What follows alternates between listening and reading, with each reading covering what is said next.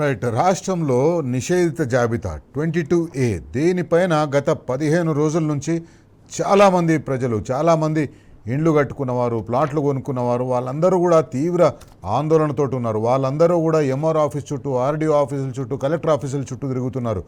వాళ్ళకు తిరుగుతున్నప్పుడు వాళ్లకు బ్రోకర్లు ఎదురవుతున్నారు. అక్కడ బ్రోకర్ల అడ్డగా మారిపోయింది. కాంగ్రెస్ నాయకుల బ్రోకర్లకు అడ్డగా మారిపోయింది.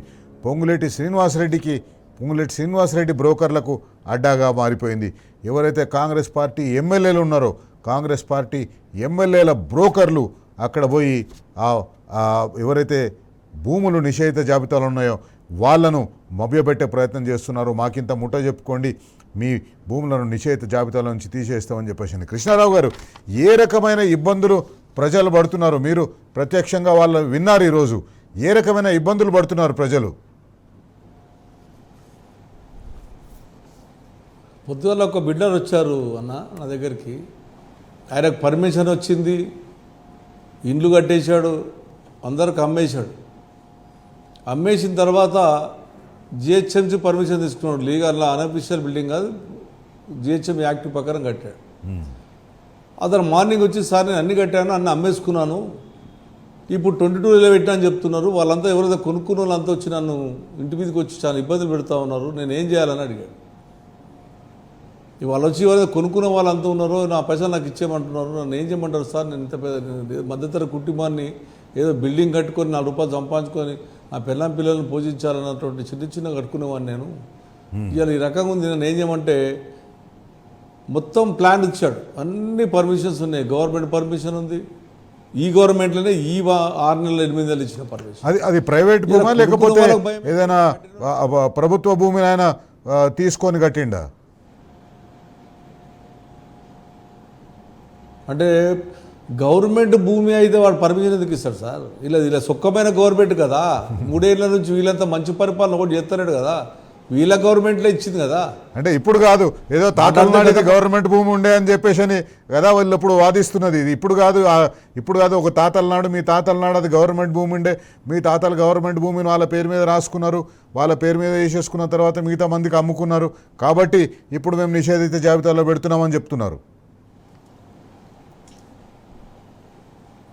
సార్ వీళ్ళకి అవగాహన లేదు. ఒకటి, నవాబులు అప్పుడు ఏం చేశారంటే హైదరాబాద్ నగరంలో, ఇప్పుడు మీకు తెలుసు నాంపల్లిలో కాంగ్రెస్ ఆఫీస్ దగ్గర గణేష్ గడియారాలు పెద్ద ఒకటి ఉంటుంది, గడియారాలు.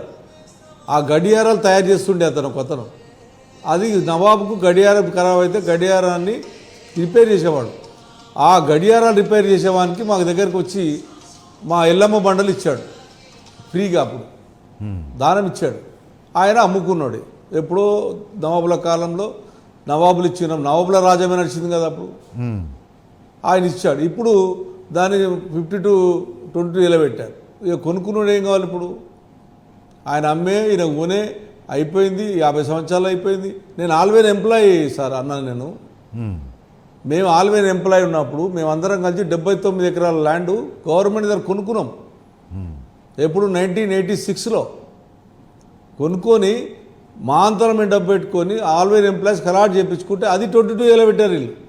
మేము గవర్నమెంట్ కొనుక్కున్న 36,000 ఎకరాలాగా కొనుక్కొని ఆల్వేర్ ఎంప్లాయీలందరికీ ఇండ్లు కట్టించే విధంగా స్కీమ్ పెట్టించుకొని మా అంతలో మేమే డబ్బులు పెట్టుకొని కొనుక్కొని చేస్తే అది 79 ఎకరాలు ఇలా ఆల్వేర్ ఫ్యాక్టరీలో ఉన్నటువంటి ఎంప్లాయీస్కి. అది కూడా మీరు గవర్నమెంట్ ల్యాండ్ కాబట్టి 22 పెట్టాం. మీ దగ్గరనే కొనుక్కున్నాం కదా మేము, గవర్నమెంట్ దగ్గరనే. గవర్నమెంట్ దగ్గర కొనుక్కొని 50 ఏళ్ళు అయింది, 40-40 ఏళ్ళు అయింది. ఇలా అది 22 అంటారు. గవర్నమెంట్ ల్యాండ్లు మీరు ఇచ్చినటువంటి కొన్ని పట్టాలు ఇచ్చినాం. గత ప్రభుత్వంలో కూడా మనం 59 కింద రెగ్యులరైజ్ చేసాం, కొన్ని మనం 58 కింద పట్టాలు ఇచ్చాం. రెగ్యులరైజ్ చేసిన తర్వాత పైసలు కట్టిన తర్వాత ప్రజలు కట్టిన తర్వాత గవర్నమెంట్ ల్యాండ్ ఎట్లయిద్దండి? ప్రజల సొత్తు అవుతుంది తప్ప. నువ్వు ఇంకటికి ఇప్పుడు 50 ఏళ్ళ కింద గవర్నమెంట్ ఉండే, ఇది ఇలా గవర్నమెంట్ కాదంటే ఇప్పుడు సెక్రటరీ కట్టాం మనం. సెక్రటరీ గతంలో చిన్న ఉండే, పెద్ద బ్రహ్మాండ సెక్రటరీ కట్టాము. గతంలో కూడా చిన్న ఉండే, ఈ పెద్ద కూడా తీసేస్తారా? ఇవాళ పైగా ల్యాండ్ అనేటటువంటి హైదరాబాద్లో ఎక్కడ పైగా ల్యాండ్ ఉంది? మీరు సుప్రీంకోర్టుకి వెళ్ళండి, మీరు సుప్రీంకోర్టుకి వెళ్ళరు, హైకోర్టుకి వెళ్ళరు. మీకు అనుకున్న వాళ్ళకేమో ఇమ్మీడియట్గా 22 తీసేస్తారు, అనుకోకపోతే 22 ఉంటుంది. ఏం భయపెడుతున్నారంటే పిలిచి బిల్డర్లను బిడ్డను వినకపోతే 20,000 పెడతాం. వాడు భయపడి దండం పెట్టి ఎందుకు ఈ తలనొప్పులు అని చెప్పి వాడు దండం పెట్టి కాల్మకే పరిస్థితికి వచ్చారు. ఇక ఎవడో వస్తాడు ఎవడో మాట్లాడుకుంటారు, ఒకడు వస్తాడు నేను మాట్లాడుతున్న సెటిల్ చేస్తాడు, సెటిల్మెంట్ ఆడ ఎవడో తెలియదు ఏంటో తెలియదు, పనులు అయితే అయిపోతున్నాయి, డబ్బులు అయితే పోతున్నాయి. ఇది ఒక ఎక్స్టార్షన్ ర్యాకెట్ లాగా పనిచేస్తుంది. ఇది ఒక బ్లాక్మెయిలింగ్ దందా కోసం ఉపయోగపడేటట్టుగా వీళ్ళు చట్టాన్ని వాడుకుంటున్నారు. ఆ నిషేధిత జాబితా అనేది ఏంటంటే ప్రభుత్వ భూములు లేదా దేవాదాయ శాఖ భూములు లేదా వక్ఫ్ భూములు, అసైన్డ్ భూములు ఇట్లాంటివి ఏమన్నా ఉంటే వాటిని నిషేధిత జాబితాలో పెట్టాలి. కానీ ఆ చట్టంలో ఉన్న ఆ సెక్షన్ 22A ఉపయోగించుకొని ఈరోజు వీళ్ళు వసూళ్లు చేస్తేందుకు, బ్లాక్మెయిల్ చేస్తేందుకు వాడుకుంటున్నట్టుగా కనిపిస్తుంది. నేను ఏమంటున్నంటే గవర్నమెంట్ ల్యాండ్ ఆటోమేటిక్ 22A ఉంటుంది, వీళ్ళు పెట్టవలసిన అవసరం లేదు. కానీ మనం పట్టాలు ఇచ్చినప్పుడు రెగ్యులరైజ్ చేసినప్పుడు అది ఖచ్చితంగా వాళ్ళు మన దగ్గర రికార్డు ఉంటుంది, ఎంఆర్ఓ రికార్డు ఉంటుంది. నువ్వు ఎంఆర్ఓ మాట్లాడవు. ఆ రోజు మనం ఉన్నప్పుడు ధరణి తీసుకొచ్చినప్పుడు కలెక్టర్ ఫైనల్ ఉండేది, ఇప్పుడు ఎంఆర్ఓ ఆర్డీఓనే ఫైనల్. అది కూడా వాళ్ళ సొంత మనుషులను తీసుకొచ్చి ఎంఆర్ఓలో పెట్టుకున్నారు. ఎంఆర్ఓ అర్హత లేనటువంటి వాళ్ళని కూడా ఎంఆర్ఓ పెట్టుకొని వీళ్ళు ఏం చెప్తే ఆ పని చేస్తారు ఎంఆర్ఓలు ఆర్డీఓలు. ఎందుకంటే కలెక్టర్లు అంటే కొంచెం స్ట్రిక్ట్ ఉంటారు, అన్ని చూస్తారని చెప్పి ఇలా ఆర్డీఓ ఎంఆర్ఓ దృష్టిలో పెట్టుకొని వాళ్ళు ఏం చెప్తా చేస్తున్నారు వీళ్ళు. నేను అన్ని గురించి ఆఫీసర్లకు ఛాన్సాలు చెప్తున్నాను మీ ఎలక్ట్రానిక్ మీడియా ద్వారా, మీరు తప్పులు చేస్తున్నారు. ఇవాళ ఏదైతే ఇలా పొగిలేటి శ్రీనివాసరెడ్డి గారు స్వారీ అని చెప్పాడో, ఇది ఆఫీసర్ తప్పని చెప్పాడో, రేపు పొద్దున మీరు ఇబ్బంది పడతారు, మీరు అందులో బలి కాకండి అని చాలాసార్లు చెప్తా ఉన్నాం. మీరు ఏం బెదిరింపులు, తిట్టుడు, చేతవాడు అంట. ఏం చేతవాళ్ళండి నాకు అర్థం కాదండి. ఒకడు అడ్డగోలుగా మాట్లాడు, పొద్దుగా లేచా తిట్టుడు. ఎక్కడ అమెరికాకి రాకపోతే కేసీఆర్ కారణం అంట, అమెరికాని రానియకపోతే కేటీఆర్ కారణం అంట. ఇది ఎక్కడ అన్యాయం అండి? మాకేం సంబంధము? దేశాన్ని నడిపించేటటువంటి ప్రధానమంత్రి ఉన్నాడు, దేశ భద్రత కొరకు కాపాడాల్సిన అవసరం వాళ్ళకుంది. వాళ్ళు ఎందుకు నిర్ణయం తీసుకురో వాళ్ళని అడగాలి. కేసీఆర్ ఓనిస్తున్నారు, హరీష్ రావు ఓనిస్తున్నారు, మానం ఓనిస్తలేరు. మీ ఎమ్మెల్యేలు పోతలేరా? మీ ఎమ్మెల్యేలు లేరా? ఎలాడా? మీరు ఏదొచ్చినా కేసీఆర్ను తిట్టకుండా, కేటీఆర్ తిట్టకుండా, హరీష్ రావుని తిట్టకుండా ఒక్కరోజు అనుకున్నావా?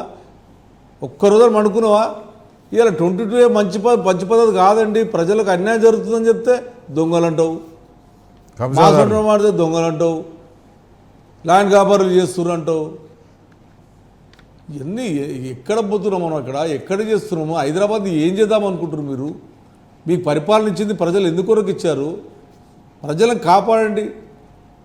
ఇలా 22A పెట్టి ప్రజలు భయబాధులు చేసి మనకు వచ్చేటటువంటి బయట నుంచి వచ్చి బిల్లులు రాలేకపోతున్నారు, బయట నుంచి కంపెనీలు రాకపోతున్నారు. ఎప్పుడు ఆ కార్లలో పోయినప్పుడు బిల్డింగ్, పెద్ద బిల్డింగ్ కనబడదు అనుకోండి, అరే 22A పెట్టరా ఎవడో చెప్పుకోరన్న పరిస్థితికి వచ్చింది.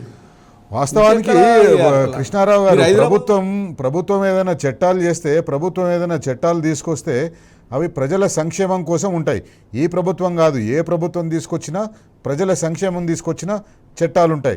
ఇది కూడా 22A కూడా ప్రజల కోసం ఉపయోగపడే విధంగా దాన్ని తీసుకొని వచ్చేసింది. ప్రభుత్వ భూములు కాపాడడం కోసం, ప్రభుత్వ భూములు కబ్జా చేయకుండా ఉండడం కోసం తీసుకొచ్చింది.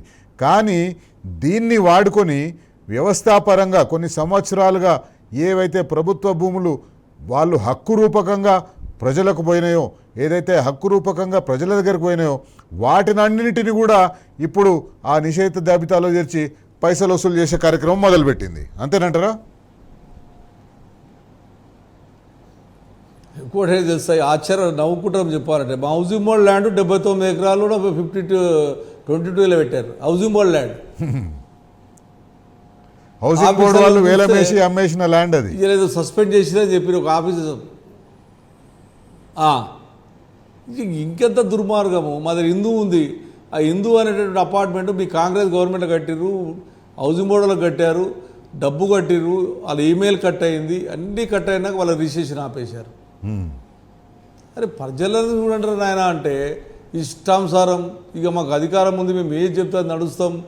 వీళ్ళు వచ్చినాక హైదరాబాద్ బాగుపడదంటే ఏ బాగుపడ్డా చెప్పండి? ఒక బ్రిడ్జ్ కట్టిరా, ట్రాఫిక్ సమస్య తీర్చిరా, మంచినీళ్ళు తీర్చిరా, ఏం చేశారని చెప్పి హైదరాబాద్ నాశనం చేస్తున్నారు మీరు.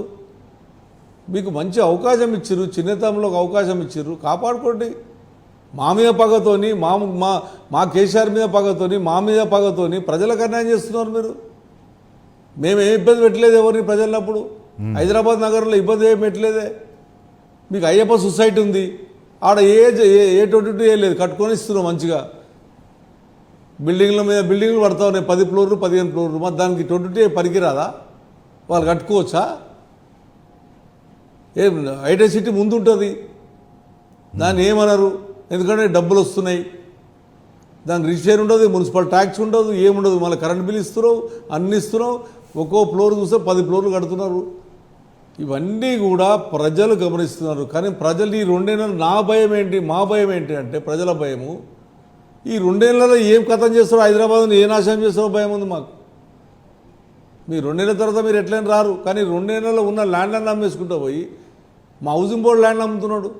మా ముఖ్యమంత్రి గారు చేంజ్ చెప్పిండు, మా కుక్కడపల్లి వల్ల నేను గెలిచాను, నేను ముఖ్యమంత్రి అయినంటే కుక్కడపల్లి వాళ్ళనే అన్నాడు మొన్నొచ్చి. నేను సప్పటి కొట్టిరి కింద మా ప్రజలంతా. తెల్లారే 13వ తారీఖు నాడు వచ్చిండు ముఖ్యమంత్రి గారు, 14వ తారీఖు నుంచి ల్యాండ్ అమ్ముకుంటూ పోతూనే ఉన్నారు. మళ్ళీ రేపు 2వ తారీఖు ఉన్నాయి. ఆ భూములు చూసేందుకు వచ్చిండేమో మీ కూకట్పల్లికి. ఏ భూములు ఇక్కడ ఉన్నాయి, ఏ భూములు అమ్ముకోవచ్చని ఆ భూములను చూసేందుకు వచ్చినట్టుంది. చూసిన తెల్లారి నుంచి అమ్మడం మొదలు పెట్టిండు.